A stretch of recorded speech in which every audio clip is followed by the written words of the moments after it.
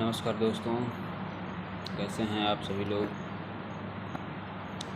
देखिए, कल हम लोगों ने पढ़ा था क्या प्रस्तावना संविधान का भाग है या नहीं। उसमें पूरा क्लियर कर लिए थे कि प्रस्तावना संविधान का भाग है। और आज जो हम लोग पढ़ने वाले हैं, क्या प्रस्तावना में संशोधन हो सकता है या नहीं हो सकता है, इस बारे में आज हम पढ़ेंगे। तो देखिए, सबसे पहले हेडिंग डाल दे रहे हैं, क्या प्रस्तावना में संशोधन हो सकता है या नहीं हो सकता है। तो देखिए, इसमें डिबेट ये नहीं है कि क्या प्रस्तावना में प्रस्तावना में संशोधन हो सकता है कि नहीं। डिबेट ये है, क्या संविधान में कुछ भी संशोधन हो सकता है। इस चीज़ को लेकर के आज थोड़ा सा हम लोग पढ़ेंगे। जब हमारे संविधान में एक आर्टिकल है 368, इसके तहत हम कुछ भी संशोधन कर सकते हैं। ये हमारे कॉन्स्टिट्यूशन यानी संविधान में लिखा हुआ है। तो इसमें अब दो भाग हैं। पहला भाग सामान्य तरीके से आप संशोधन कर सकते हैं। दूसरा भाग जो है वो कहता है विशेष तरीके से आप संशोधन कर सकते हैं। थोड़ा सा हम लोग विशेष के बारे में समझेंगे। सामान्य तो सभी लोग जानते हैं, सामान्य जैसे लोकसभा और राज्यसभा से पास कर दिए, संशोधन हो गया। लेकिन विशेष, उसमें दूसरा भाग विशेष दिया है। वो विशेष क्या है? देखिए, विशेष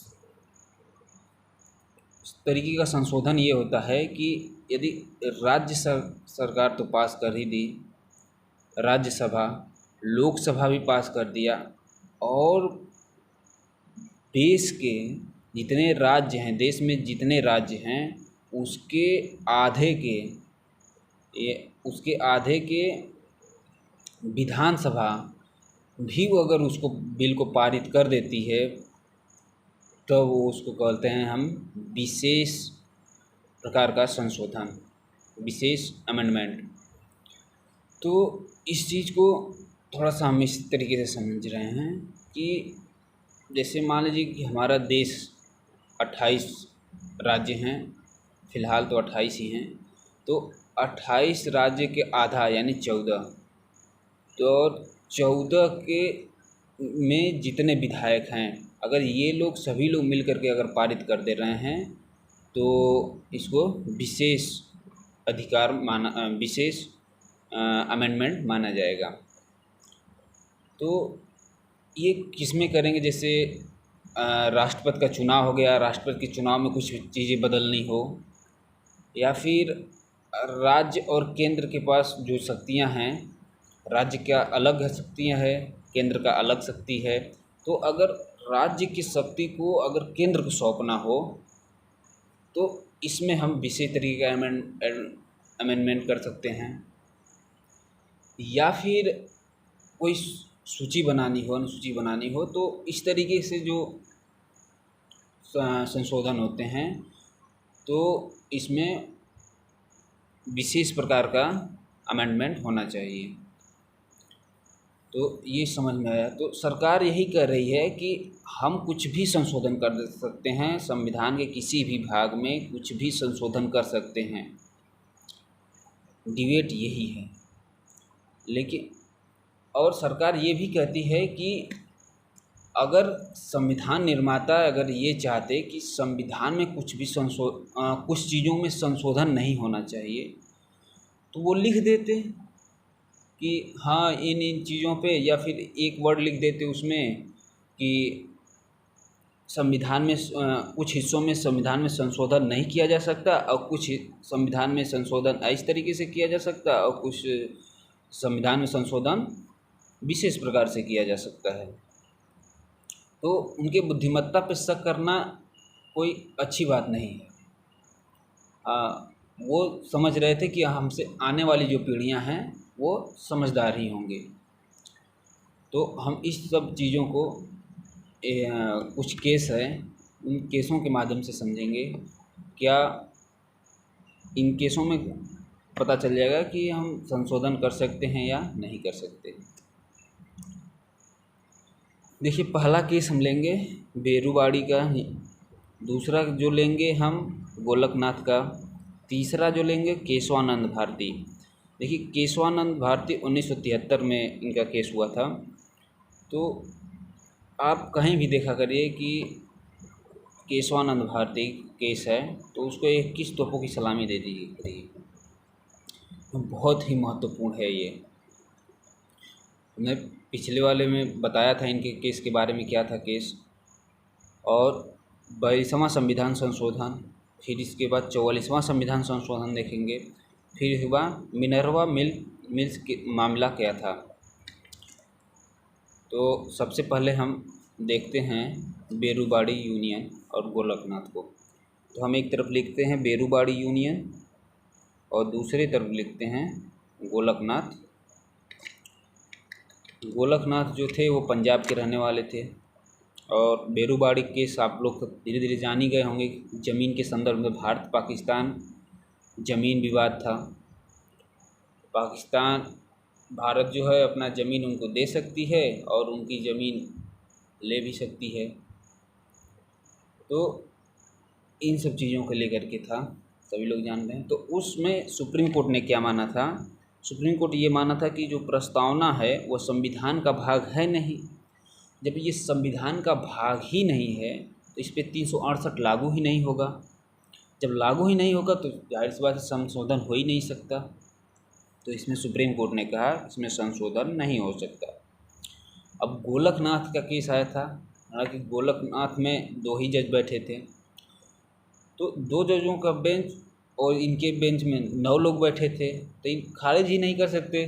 तो ये लोग भी कहे कि जो ये प्रस्तावना है संविधान का भाग है नहीं। जब है ही नहीं तो फिर इसमें भी संशोधन किया ही नहीं जा सकता, क्योंकि तब तक ये ही माना जाता था कि प्रस्तावना संविधान का भाग नहीं है। तो ये भी कह दिए कि प्रस्तावना में संशोधन नहीं किया, 368 के तहत प्रस्तावना में संशोधन नहीं किया जा सकता। अब अगला जो आ रहा है वो है केशवानंद भारती केस। केशवानंद भारती केस में हमने बता दिया है कि इनके ज़मीन का विवाद था। इनके ज़मीन जो है सरकार ने एक कानून बनाई थी, उस कानून के तहत इसने छीन ली थी, ज़मीन छीनने वाली थी।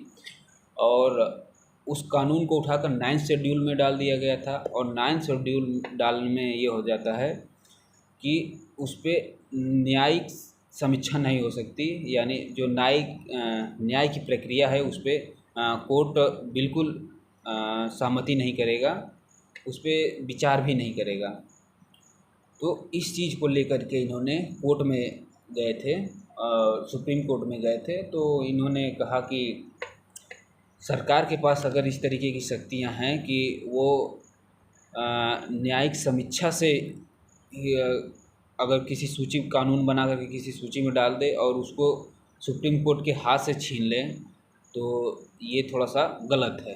तो इस चीज़ के बारे में इन्होंने लेकर के गए थे कि सरकार के पास ऐसी शक्ति नहीं होनी चाहिए कि वो सुप्रीम कोर्ट के किसी भी जुडिशियल रिव्यू से बाहर कर लें। तो इस चीज़ पे इन्होंने, एक वर्ड होता है पिटिशनर, जो पिटीशन डालता है यानी जो केस करता है उसको पिटिशनर बोलते हैं, वो थे केशवानंद भारती। तो इन्होंने कहा था कि संविधान के कुछ हिस्सों में संशोधन नहीं होना चाहिए, यानी संविधान असंशोधनीय होना चाहिए, पहली बात। दूसरी चीज़ ये था बेसिक स्ट्रक्चर। बेसिक स्ट्रक्चर यानी मूल संरचना, यानी संविधान में कुछ ऐसे भाग हैं जिसमें तो अमेंडमेंट होना ही नहीं चाहिए, संशोधन तो होना ही नहीं चाहिए। और तीसरा वर्ड इन्होंने कहा था प्रस्तावना, क्योंकि प्रस्तावना इनके केस में मान लिया गया था कि महत्वपूर्ण भाग है और प्रस्तावना में तो संशोधन बिल्कुल नहीं हो सकता। इन लोगों ने ये बातें इन्होंने कही। अब इसमें गवर्नमेंट क्या कर रही है? अब इसमें पक्ष में गवर्नमेंट कर रही है कि हम 368 के तहत कुछ भी संशोधन कर सकते हैं, ये हमारा संविधान कह रहा है। हम कुछ भी संशोधन कर सकते हैं। क्योंकि अगर हमको ये अधिकार उसमें रहता कि संशोधन कुछ चीज़ों में नहीं करना है, तो उसमें लिख देना चाहिए। उस समय के संविधान निर्माता लिख दिए होते कि हाँ, इन चीज़ों में संशोधन कर सकते हैं और इन चीज़ों में संशोधन आप नहीं कर सकते हैं, या फिर कुछ चीज़ों में संशोधन नहीं कर सकते हैं। सरकार को लिख देना चाहिए। जो संविधान निर्माता थे उनको ये चीज़ लिख देना चाहिए। और हमको उनकी बुद्धिमत्ता पे भी शक करना सही नहीं है। हम ये नहीं मान रहे हैं कि उसमें जो संविधान सभा में जो लोग बैठे थे उनकी बुद्धि थोड़ी सा कम रही हो। वो लोग चाह रहे थे कि यानी संविधान में कुछ भी संशोधन हो सकता है। इस चीज़ को लेकर के सरकार ने डिबेट करने लगी। तो ये कहकर अब सुप्रीम कोर्ट इसमें क्या कह रही है, अब सुप्रीम कोर्ट का न्याय आ रहा है। दो लोग आपस में अपनी अपनी बातें रख दी हैं। अब सुप्रीम कोर्ट अपना राय दे रहा है। सुप्रीम कोर्ट अपना राय ये दे रहा है कि आप किसी भी भाग में संशोधन कर सकते हैं, किसी भी हिस्से में संशोधन कर सकते हैं। अब ये कहते ही सरकार बहुत खुश हो गई, उछल कूद करने लगी एकदम से। सभी लोग मिठाइयाँ खाने लगे।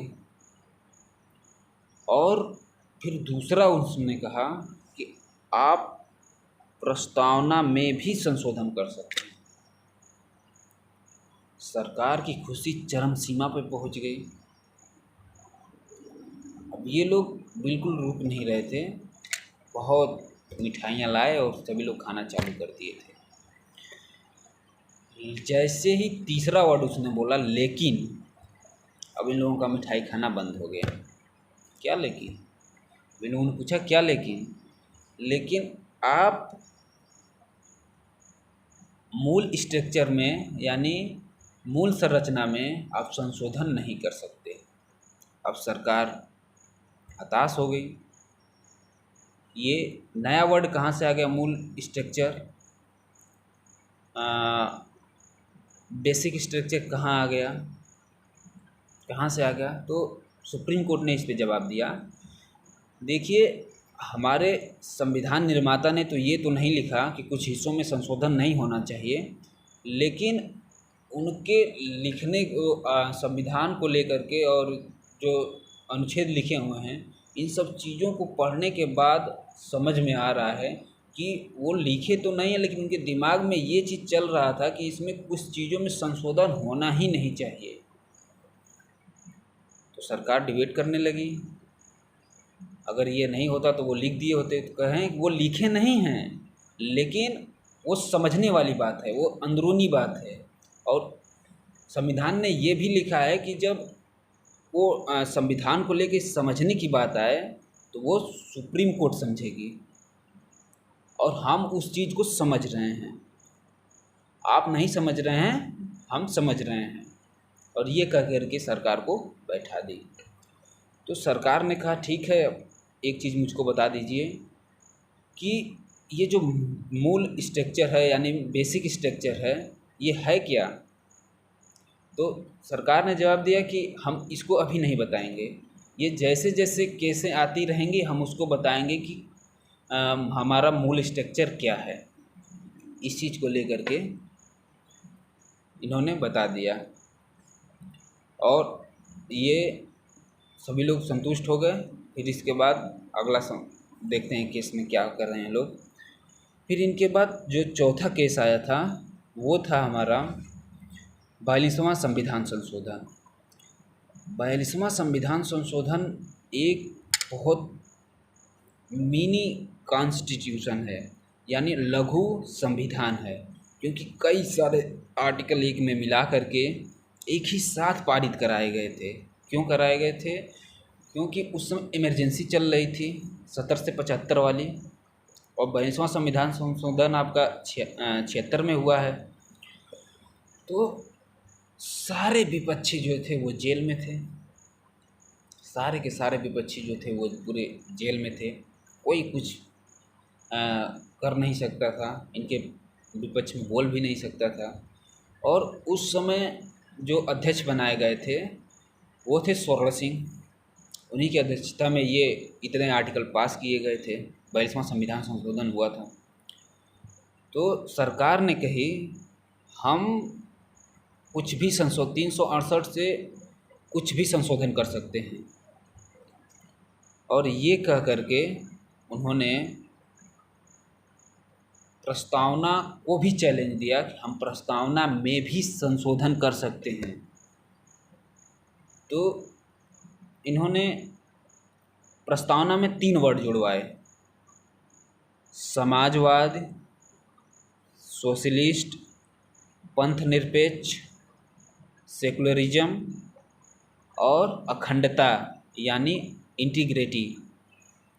हालांकि इसको जोड़ने से संविधान में कोई फर्क नहीं पड़ रहा था, जुड़वा दिए, कोई बात नहीं।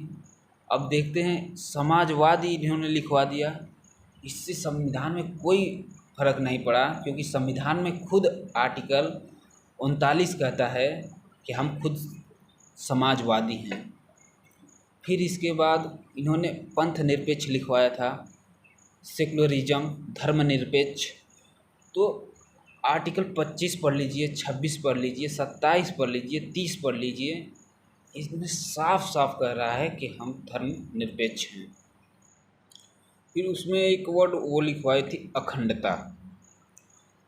अगर अखंडता नहीं भी था तो यूनिटी लिखा हुआ था, इसमें अखंडता लिखवाने की क्या आवश्यकता थी? इसमें यूनिटी लिखा हुआ था, बस एक वर्ड इन्होंने जुड़वा दिया, इंटीग्रिटी। दोनों का मतलब एक ही है। तो इसको जुड़वाने से कोई फर्क नहीं पड़ा, हमारे संविधान में कोई ऐसी बदलाव नहीं हुआ।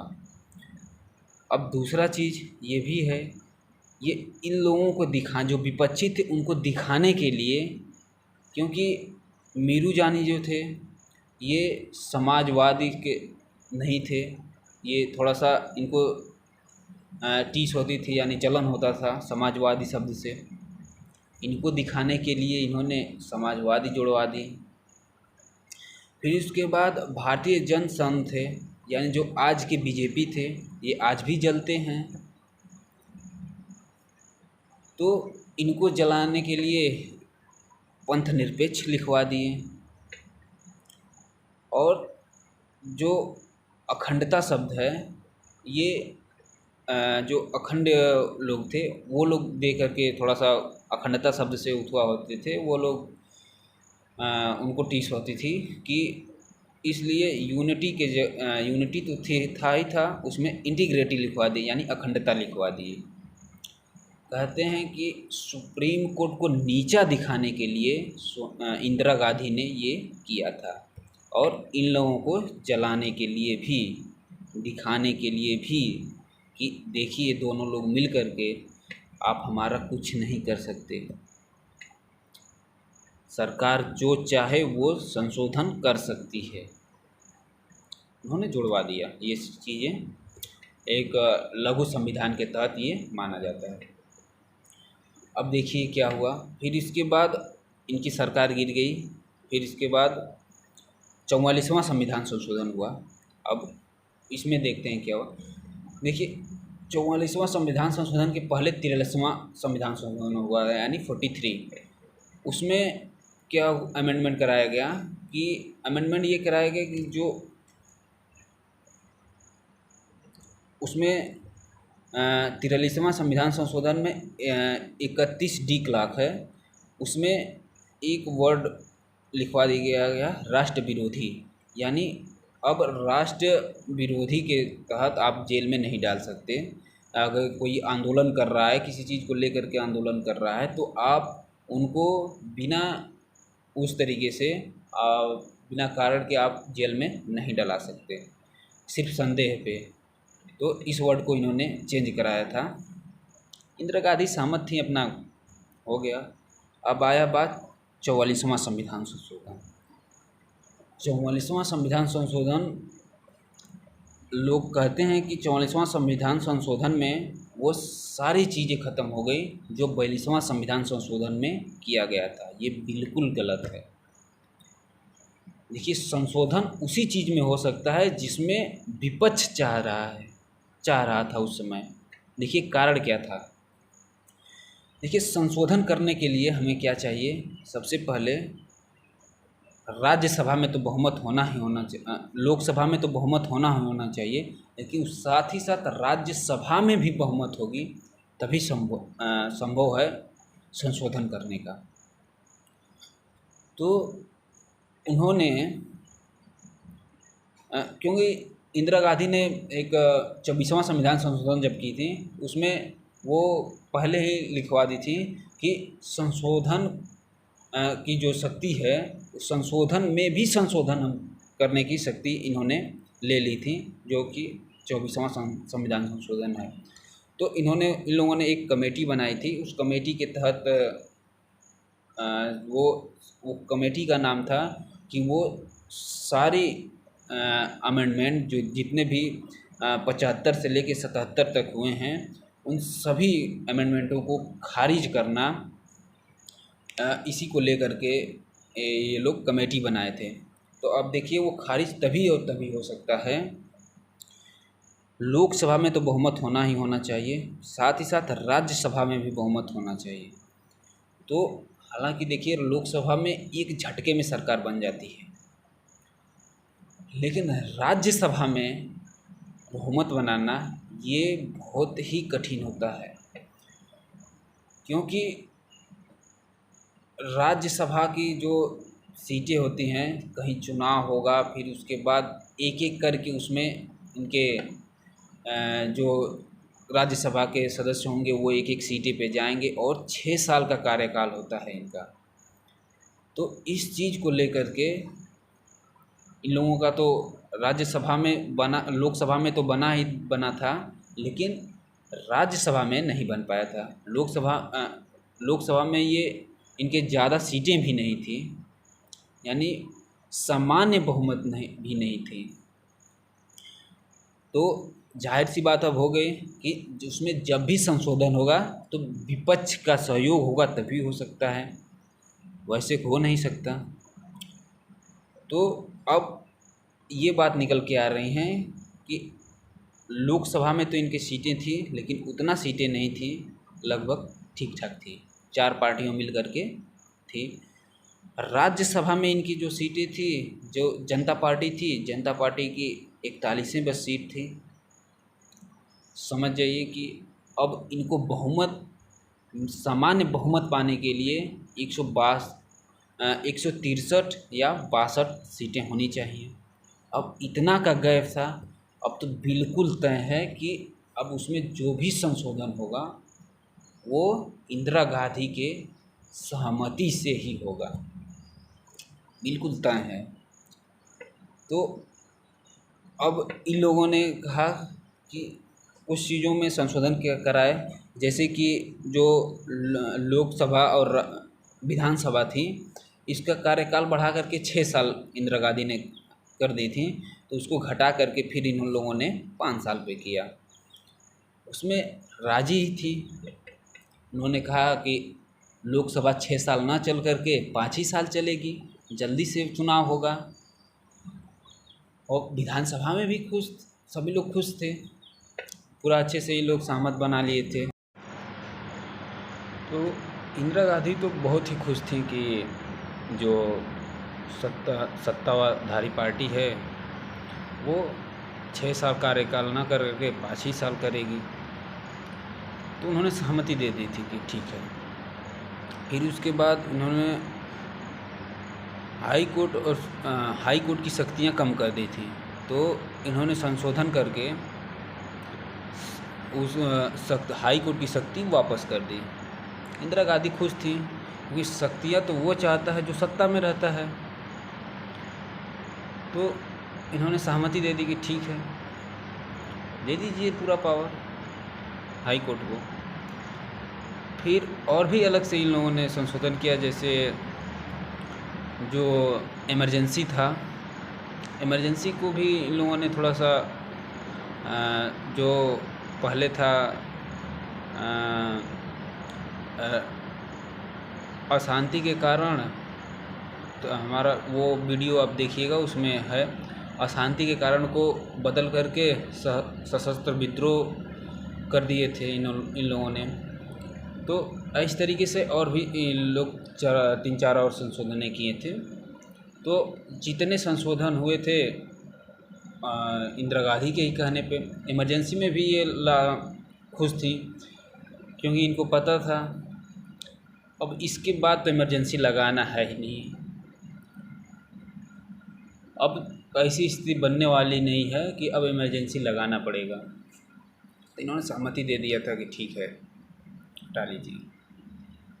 तो ये सब जो की थी इंदिरा गांधी, तो उसमें से कुछ चीज़ों को हटा दिया गया। अब बात आई अब प्रस्तावना में जो चीज़ें की थी उसको क्यों नहीं हटाया गया। तो उसको न हटाने के 2 कारण थे। हम पढ़ते हैं पहला कारण। तो पहला कारण हमारा ये था, कांग्रेस अपनी विचारधारा संविधान की विचारधारा बना ली थी, पहला बात ये था। और दूसरी बात ये थी कि अब इसमें 4 पार्टियां थीं और इससे कोई फ़र्क नहीं पड़ रहा था कि ये जो 3 शब्द जोड़े गए हैं इससे विशेष कर संविधान को कोई दिक्कत आता हो, उस आर्टिकल कोई परेशानी आती हो। तो अब इसमें 4 पार्टियां थी, तो हम जेपी लिख रहे हैं, जनता पार्टी है, ये जनता पार्टी, भारतीय जनता पार्टी ये दूसरी है, ये सिर्फ जनता पार्टी उस समय की बनी थी। फिर इसके बाद जेपी इसमें लिख रहे हैं, जेपी का मतलब है जयप्रकाश नारायण। जयप्रकाश नारायण जो थे वो तो समाजवादी थे ही थे, इनको कोई ऐसी कोई दिक्कतें थी नहीं, पंथ निरपेक्ष भी थे, कोई ऐसी दिक्कत नहीं थी। अखंडता सब तो कोई दिक्कत नहीं, यूनिटी लिखा था तब भी सही था, अखंडता लिखवा दूँ तब भी कोई दिक्कत पड़ने वाला नहीं था, इनको कोई प्रॉब्लम नहीं था, ये समाजवाद में विश्वास रखते थे। फिर इसके बाद जगजीवन राम थे, जगजीवन राम की पार्टी थी, तो ये भी पंथ निरपेक्ष पे विश्वास रखते थे, समाजवाद में विश्वास रखते थे, इनको भी कोई प्रॉब्लम विशेष कर नहीं था। फिर इसके बाद चौधरी चरण सिंह थे। चौधरी चरण सिंह का ये भी कोई ख़ास विरोध में नहीं थे, ये भी चाहते थे कि ठीक है अपना जैसे चल रहा है सब सही है, उससे कोई ज़्यादा प्रभाव नहीं पड़ रहा है, सब सही है। तो ये भी विरोध में नहीं थे कि उसको हटा ही दिया जाए। फिर इसके बाद आए थे मोरारजी रजाई देसाई, एमजेडी। तो मोरारजी रजाई देसाई ये पूंजीवाद के समर्थक थे। समाजवाद और पूंजीवाद में अंतर है, थोड़ा सा आप लोग 9th के पढ़ेंगे, उसमें समाजवाद और पूंजीवाद के बारे में बताया हुआ है।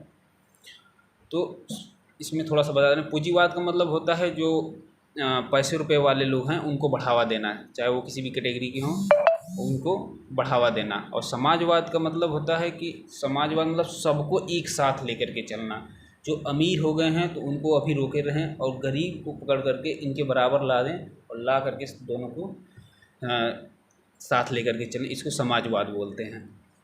तो ये पूंजीवाद के समर्थक थे, इनको थोड़ी बहुत थी लेकिन ज़्यादा नहीं थी। सबसे ज़्यादा दिक्कत थी तो लाल कृष्ण आडवाणी को थी और अटल बिहारी वाजपेयी को थी। उस समय लाल कृष्ण आडवाणी जो थे वो सूचना प्रसारण मंत्री हुआ करते थे और अटल बिहारी वाजपेयी जी थे ये विदेश मंत्री हुआ करते थे। तो दिक्कत इन लोगों को थी, अभी भी दिक्कत है इन लोगों को। तो ये लोग कहते थे कि उसमें पंथ निरपेक्ष था नहीं, उसमें ज़बरदस्ती ठूस दिया गया है। अभी भी ये लोग जलते हैं इस चीज़ को लेकर के।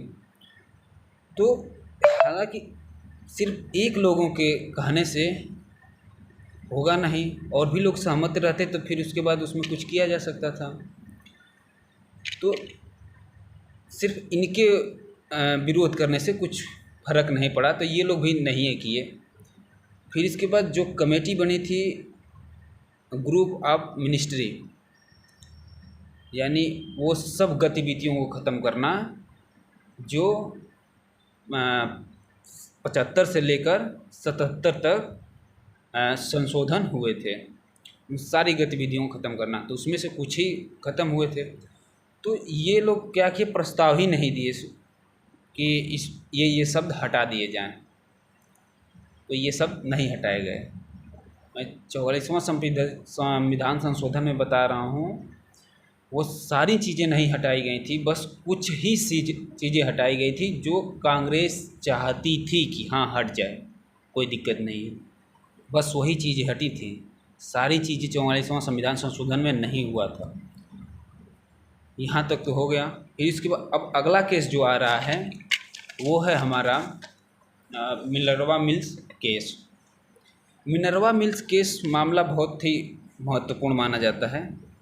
ये भी बहुत बच्चे रटते हैं, समझते हैं मामला क्या था, यानी इसमें क्या प्रॉब्लम थी। कि देखिए, जब एक हमारे यहाँ के एक वकील हुआ करते थे जो इंदिरा गांधी के विपक्ष में हमेशा रहते थे और खड़ा भी होते थे, कि चाहे वो पीवी पर्स का मामला हो या फिर बैंकों का राष्ट्रीयकरण हो या फिर जितने भी इनके पक्ष में वकील खड़े होते थे तो यही होते थे, ये जो भी करती थी।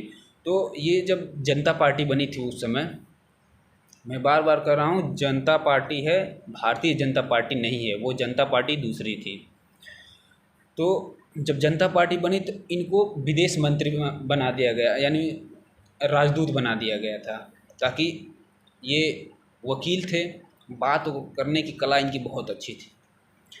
तो जा करके बाहर ये अपना संबंध यूएसएस से और अमेरिका से और लोगों से संबंध क्या करेंगे, ठीक ठाक बनाएंगे। तो इनको एम्बेसडर बना करके भेज दिया गया था।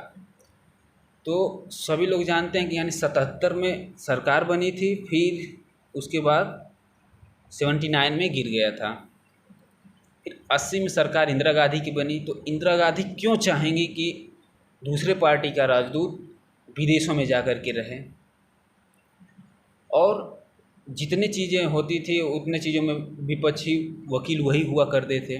तो पहले तो उस चीज़ से ये गुस्से में थी, तो इन्होंने क्या किया, इंदिरा गांधी ने उनको फिर 80 में उनको वापस बुला लिया। अब ये वापस आ गए, गुस्से में थे ही थे, अब क्या करें वकील। अब ये ताक में बैठे थे कि इंदिरा गांधी कोई ऐसी कदम उठाएं जिसको ले चल के सुप्रीम कोर्ट में दायर किया जाए। तो यही देखते हुए एक, जैसे ये प्राइवेट कंपनी है और इस प्राइवेट कंपनी का ये राष्ट्रीयकरण कर रहे हैं, जैसे बैंकों का राष्ट्रीयकरण किया जाता है, इन्होंने किया था। तो ये एक कानून बना करके इस जो मिनर्वा मिल्स केस है इसको राष्ट्रीयकरण कर दी, और जिस नियम कानून के तहत इसको बनाई थी उस नियम कानून को उठा करके डाल दी थी 9 शेड्यूल में। अब उस पर सुप्रीम कोर्ट और हाई कोर्ट तो उसमें समीक्षा कर ही नहीं सकती थी, अपना विचार भी नहीं दे सकती थी, क्योंकि वो 9 शेड्यूल में पड़ा हुआ था।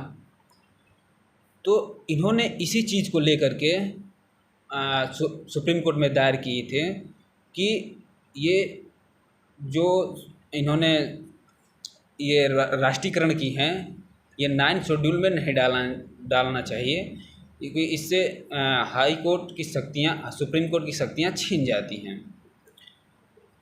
और सरकार कुछ भी नियम बनाना चालू कर देती हैं। तो इसी चीज़ को लेकर के इन्होंने उसमें दायर किए थे। तो जो वकील थे उनका नाम था नानी पालकीवाल। नानी पालकीवाल का नाम भी आप लोगों ने बहुत सुना होगा, बहुत अच्छे ज़बरदस्त वकील थे ये। तो इन्होंने सुप्रीम कोर्ट के सामने ये बात रखी। तो अब देखिए, उसमें था 368 में कुछ भी संशोधन किया जा सकता है, और उसमें ये भी था कि जो 42वां संविधान संशोधन हुआ था, जिससे सारी शक्तियाँ सरकार के पास आ गई थी। सरकार, हालांकि सरकार बनने के बावजूद भी ये लोग सारी चीज़ें ख़त्म नहीं कर पाए थे, तो 42वां संविधान संशोधन में पूरा शक्ति बची थी। तो उसी 42वां संविधान को पूरा ख़त्म करने के लिए इन्होंने ये केस किया था कि सरकार के पास सीमित ही शक्तियाँ होनी चाहिए, ज़्यादा शक्ति नहीं होनी चाहिए सरकार के पास। तो 368 में इन्होंने ये 42वां संविधान संशोधन जो हुआ था, इसको पूरी तरीके से खारिज कर दवा दिए थे। अब यहाँ जाकर के पूरी 42वां संविधान संशोधन ख़त्म हो रहा है इस वाले केस में, इसलिए ये बहुत महत्वपूर्ण है। वो सारी शक्तियाँ, और अब इन्होंने 38वां संविधान संशोधन कराई थी, फिर इसके बाद 39वां संविधान संशोधन कराई थी। ये सब ऐसे संशोधन थे जो कि सुप्रीम कोर्ट में पूरा अच्छी तरीके से हावी हो गई थी।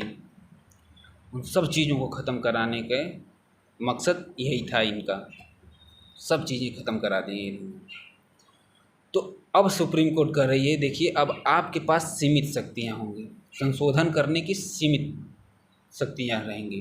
पहला, सुप्रीम कोर्ट ने क्या कहा, आपके पास सीमित शक्तियाँ होंगी, और जो हमारा मूल ढांचा है वो सरकार, संसद को, सदन में सीमित शक्तियाँ ही उनका मूल ढांचा है, संविधान का मूल ढांचा है। यानी संसद की सीमित शक्तियाँ ही संविधान का मूल ढांचा है। अब तो सरकार के पूरी तरीके से हाथ बंध गई और 42वां संविधान संशोधन पूरी तरीके से ख़त्म हो गया। फिर उसके बाद आया प्रस्तावना। प्रस्तावना में अब बात आई कि क्या प्रस्तावना भी संशोधन कर दिया जाए। तो ये लोग ज़्यादा पालकी वाले, जो नॉन पालकी वाले थे, ये ज़्यादा उस पर ध्यान नहीं दिए। इन्होंने कहा उससे कोई फ़र्क पड़ नहीं रहा है, चाहे वो समाजवादी लिखवा दें, चाहे पंथ निरपेक्ष लिखवा दें, या फिर अखंडता लिखवा दें, इससे तो कोई फ़र्क ही नहीं पड़ रहा है उसमें। और बकिया तो सुप्रीम कोर्ट में ये दायर भी नहीं किए कि नहीं इसको हटा दिया जाए, बहुत जोर भी नहीं दिए। ये लोग कहे ठीक है, अपना चलने दीजिए। तो अभी तक ये पड़ा हुआ है उसमें। अब ये सारी चीज़ें पढ़ने पर निचोड़ क्या निकल रहा है, हमारा पहले ही विषय था ये, क्या प्रस्तावना में संशोधन किया जा सकता है या नहीं किया जा सकता है। तो सब पढ़ने के बाद हमको ये पता चला कि संशोधन किया जा सकता है। हाँ, आप जुड़वा दीजिए, जो वैसे वर्ड हैं उसमें होना चाहिए। बहुत सारे वर्ड हैं जो नहीं हैं, अब बहुत सारे वर्ड प्रस्तावना में हैं जो कि हमारे मूल अधिकार से जुड़े हुए हैं।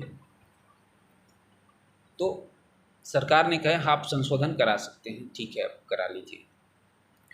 अब बात ये आ रही है कि क्या उसमें से कुछ शब्द हटा भी सकते हैं। अब ये डिबेट वाली बात आ गई। अब इस पे इन्होंने लोगों ने डिबेट किया, तो डिबेट करने के बाद ये निचोड़ निकाला गया उसका कि आप जैसे उसमें एक शब्द है राजनैतिक। राजनैतिक ये कुछ अच्छी चीज़ नहीं है। हाँ, आपने सामाजिक न्याय और आर्थिक न्याय, ये चीज़ें कुछ हद तक ठीक हैं, लेकिन राजनैतिक न्याय ये कुछ अच्छी बात नहीं है। इससे कुछ राजा के शासक चलने से क्या मतलब है, कोई मतलब नहीं है। तो ये लोग इसको कही सुप्रीम कोर्ट ऐसे चीज़ों को हटा सकती है, जहाँ तक हमको लगता है ऐसी चीज़ों को हटा सकते हैं जिसका कोई विशेष मतलब ना निकलता हो। वैसे चीज़ों को अब खारिज भी कर सकती है। वो ये भी कह सकती है उसमें से, प्रस्तावना में से कोई चीज़ आप हटा नहीं सकते, मना भी कर सकती है संसद को। तो हालांकि ऐसे चीज़ों को वो निकाल देगी। हम एग्जाम्पल के तौर पर बताए हैं, राजनीतिक एक कोई महत्व नहीं रखता उसमें, लेकिन आर्थिक न्याय और सामाजिक न्याय ये बहुत ही महत्वपूर्ण रखता है। और ऐसे शब्दों को नहीं हटाया जा सकता। तो उसमें कोई शब्द जुड़वा सकते हैं, लेकिन उसमें से वो बहुत सारे ऐसे शब्द हैं जो कि हटाए नहीं जा सकते। तो पूरा प्रस्तावना आशा है समझ में आया होगा आप लोगों को। यदि कोई क्वेरी होगी तो आप लोग लिख करके भेज दीजिएगा, हम उसको समझाने का प्रयास करेंगे। धन्यवाद।